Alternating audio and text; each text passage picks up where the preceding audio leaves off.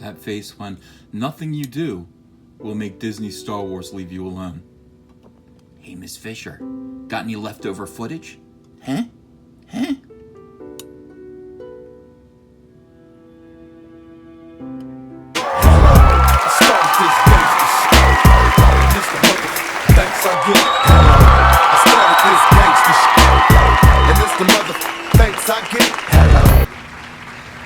Why? Okay, alright, welcome to Comic Artist Pro Secrets. You're listening to Ethan Van Sciver, 25-year veteran of the comic book industry, illustrator of Jordan B. Peterson's 12 Rules for Life, and a great big Star Wars fan. Why? Why is this happening? And why am I here to tell you about it? I am but a humble frog ink and t-shirt merchant. That's all I am. All I do is draw frogs, I sling ink, and I try to sell t-shirts. I don't know why I'm persecuted like this. Star Wars Episode IX exclusive. Well, it is an exclusive. We're on Star Wars News Net, no, StarWarsNewsNet.com, not StarWarsNews.net.com. That would be silly. It's actually just StarWarsNews.net. No, StarWarsNewsNet.com. They're big time. This isn't really garbage tier, as far as I know. This is almost straight from the horse's mouth. The horse being Kathleen Kennedy. Todd Fisher reveals. Todd Fisher. Todd Fisher is the brother of Carrie Fisher, the late Princess Leia, our late princess, who they will not leave alone. But Todd Fisher is her brother. Last time he opened his mouth and revealed something, Kathleen Kennedy, KK, swooped in and just called him confused, called him names, implied that he was crazy, maybe a little stupid. I don't know. It wasn't nice. I made a whole video about it. I made a whole video criticizing Kathleen Kennedy calling Todd Fisher names, and I received all kinds of backlash for it, but I weathered that backlash. I don't care. I'm on Todd Fisher's side.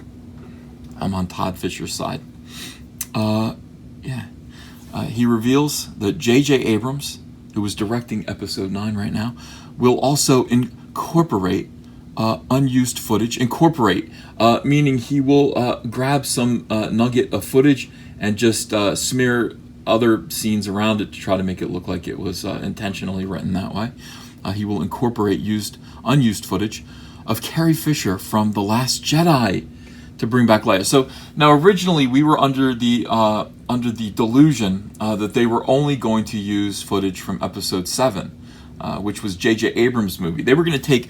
J.J. Abrams lied and said, I have plenty of footage to make another movie with Princess Leia in it. I'm just going to use footage from my movie, The Force Awakens. I'm going to put Episode 7 footage together into Episode 9. I'm going to make it look like Princess Leia has an ending, a real ending. But no, that wasn't true at all. Now he hits us with this. The Last Jedi? You're going to show us deleted scenes from The Last Jedi? You're going to show us unused footage shot by Rian Johnson and his Roundhead crew? Are you kidding me? Does this mean Rian Johnson is going to get a co-writing credit? He better. Does this mean that Rian Johnson is going to get a co-directing credit? He better. J.J. Abrams and Rian Johnson present Star Wars Plan 9. That's what this is, ladies and gentlemen. They are going to use a little bit of footage, some nuggets of footage that were from movies that already came out. This footage wasn't used. It was incomplete. They just had it lying around in a canister. Hey, let's write a movie around this footage, just like Edward D. Wood Jr. did on Plan 9 from Outer Space back in 1959 with the late great Bela Lugosi. He just had a little bit of footage of Bela Lugosi goofing off in a cemetery, and he decided to write an entire movie featuring that footage. And then he had Bela Lugosi's last movie. Oh, this is going to be Princess Leia's, Carrie Fisher's last film, is it? Is it? I don't think so. I won't allow that to be the case. I won't allow it. And neither should you. Let's stand up. Star Wars Episode 9 IX, co-creator and director J.J. Abrams recently revealed that Carrie Fisher will be returning. She's not returning. She better not be returning. She's not. You took pictures of her and you're going to put them in a movie. That's what's happening here. You took some pictures. She's going to be in a movie, all right? So she's not returning in the final installment of the saga through unused footage from The Force Awakens. That is... Boy, this is really crazy. We have now learned some additional information about Carrie's return. She's not returning. What is this language? in an appearance this week on the Resistance broadcast. Oh my God, it's called the Resistance broadcast. ABC News' Clayton Sandel told us that Carrie's brother, Todd Fisher, revealed to him in a dream, I don't know, in a vision, that in addition to unused footage from Abrams' Force Awakens, they will also exploit unused footage from Rian Johnson's The Last Jedi. Fisher went on to say that big surprises are coming from this footage and this performance. Yeah, I'll say. Sandel broke this news to us an hour after speaking directly to Todd Fisher, the brother of the late Carrie Fisher. Sandel on his discussion with Fisher. Here we go. He's from ABC News. Okay, good. I talked to Todd Fisher today about all this, and he has been talking with J.J. Abrams about it. I asked him because the press release only said The Force Awakens, so I asked about The Last Jedi, and they're also using unused footage from The Last Jedi. Excuse me. I asked him how many minutes of footage they had from it, and he said, I can't tell you that. I'd say about 1 minute 15 seconds. 1 minute 15 seconds. They're going to have to slow-mo it, stretch it out. They're going to have to do all kinds of stuff, maybe run it forwards and backwards and then paste it together. They're going to make a 3-hour movie out of this. But, from the tiny acorn grows the mighty oak. He, Todd Fisher, said there were big surprises coming, big surprises with this movie, this performance, and the unused footage, and said, this one is really for the fans. That's horrible. You know how Disney feels about the fans, don't you? You know what's coming? If you ask Disney, hey, what do you got for the fans? One finger would stick up pretty much. But they apparently have a number of unused minutes. That number is 1.3. Unused minutes from both The Force Awakens and The Last Jedi. Todd and the whole family are very excited and wanted it to happen. Well, I'm glad. Todd, I'm glad. I'm happy for you, brother. No offense to you. These people are ghouls, though. This is ghoulish.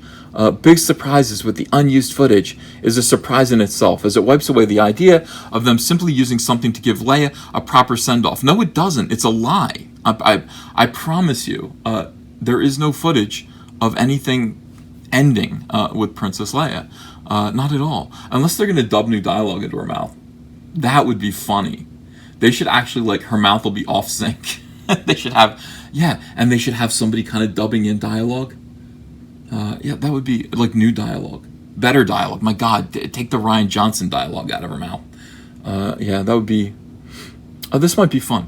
Either way, any additional footage they can potentially use expands how J.J. Abrams and Chris Terrio can incorporate Fisher into the story for Star Wars Episode 9. That's right. They just need pictures of her. That's all. Abrams and Terrio began writing the script last fall, which explains why there were no deleted scenes centered around Leia on the home video release of Last Jedi. Okay, so let me just point this out. So obviously, J.J. Abrams knew that he was going to put Princess Leia into this movie way back last fall. Okay, so when Todd Fisher came out and said, "Hey, Carrie Fisher is going to be in Episode 9," he already knew. And when Kathleen Kennedy called him confused, she didn't have the information. This wasn't a last-minute decision at all, as some have alleged, as some of these garbage tier sites and a certain YouTuber, a certain small YouTuber with a fuzzy face has alleged.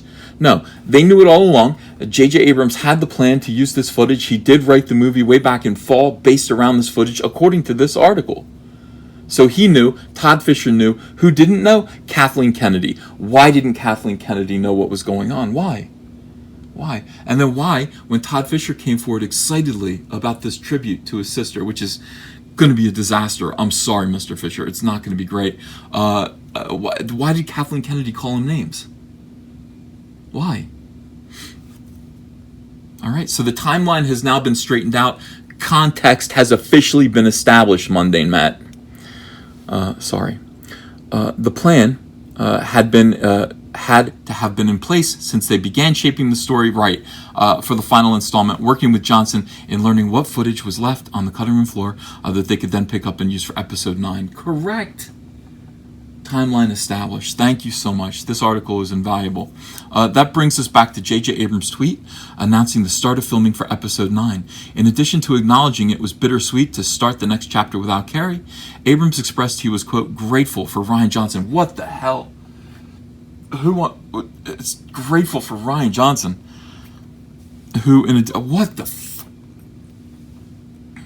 Grateful should be in quotes, not grateful for Rian Johnson. That whole thing shouldn't be in quotes, just grateful.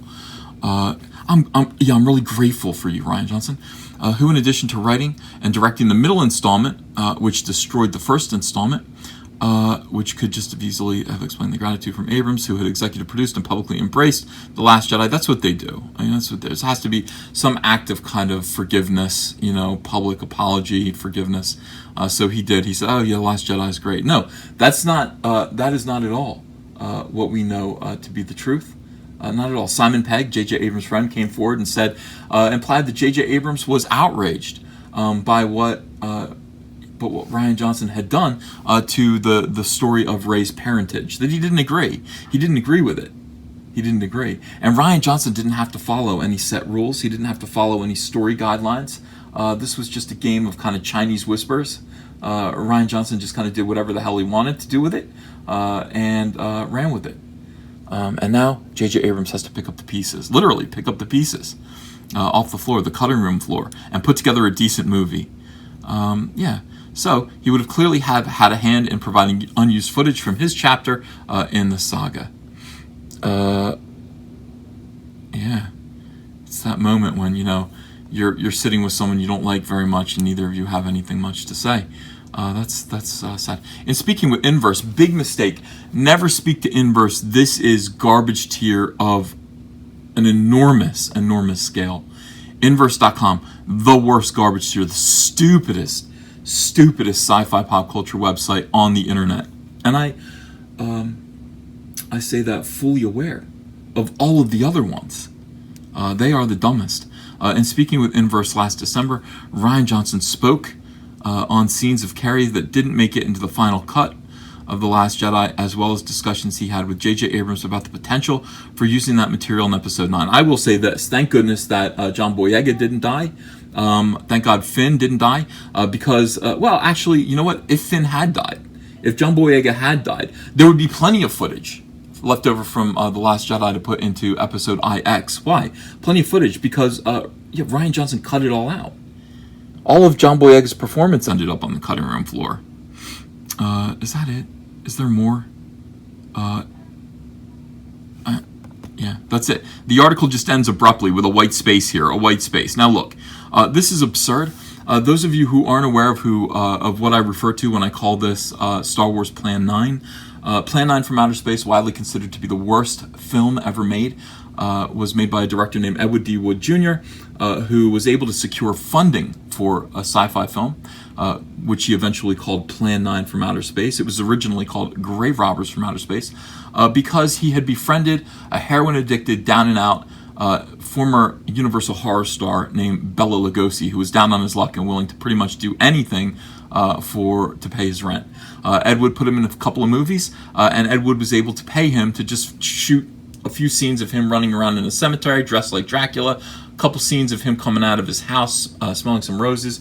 Let me see, I think there was another scene of him crying at an open grave, and that's about it. That's all he really had in the can. He kept that footage on his shelf, and then eventually he conned some Baptist ministers into giving him money to make a complete film, the last movie that Bela Lugosi ever made. And all he did was he just wrote some garbage to kind of string these scenes together. That is what Plan 9 from Outer Space is. Amazingly, J.J. Abrams is doing the exact same thing for Star Wars Episode 9. This is Star Wars Plan 9. And so we are here at Comic Artist Pro Secrets revealing our promotion of this. We are offering, look at that brightness on the screen there. Let's get that to kind of, this is our new t-shirt, bright green, Plan 9, a Soy Wars story.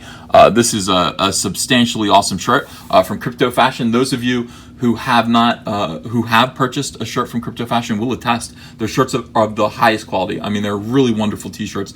Nobody complains about them. They ship quickly and on time.